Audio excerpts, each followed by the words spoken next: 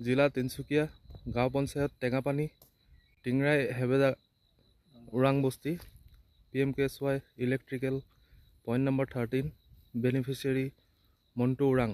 আপোনাৰ পাম্পটোৰ বিষয়ে কিবা ক'ব? নাই প্ৰথমতে আমাৰ SO আছে, আমাৰ লগত SDO ইনচাৰ্জো আছে, আমাৰ লগত SDO আছে।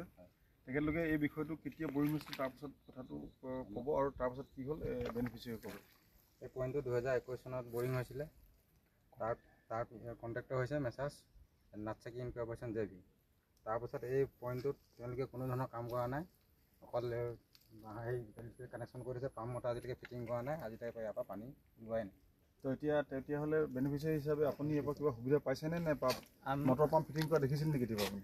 মটৰ ফিটিংটো কৰা নাই, তাৰপিছত আমি একো সুবিধাই পোৱা নাই। মানে 2021 পৰা অকল বৰিং কৰি থৈছে আৰু আমি একো সুবিধা পোৱা নাই। আমাৰ অলপ দিগদাৰী হৈছে। যেতিয়া বৰষুণ নাহে তেতিয়াতো আমাৰ বহুত অসুবিধা হয়। কঠীয়া পাওঁতে দিগদাৰী হয়, ধান ৰুওঁতে দিগদাৰী হয়। ঠিক আছে, তেতিয়াহ'লে আমি কণ্ট্ৰেক্টৰক জনাম বিষয়টো দেই। বাৰে বাৰে জনাই থকাও হৈছে। এতিয়ালৈকে তেখেতক 21 চনৰ পৰা বহুবাৰ জনোৱা হৈছে, লিখিতভাৱেও জনোৱা হৈছে, নহয় জানো বাৰু? বহুত লিখিতভাৱে জনোৱা হৈছে। গতিকে এতিয়াও আমি আকৌ জনাম আপোনাক যিমান পাৰে সহায় কৰিবৰ কাৰণে।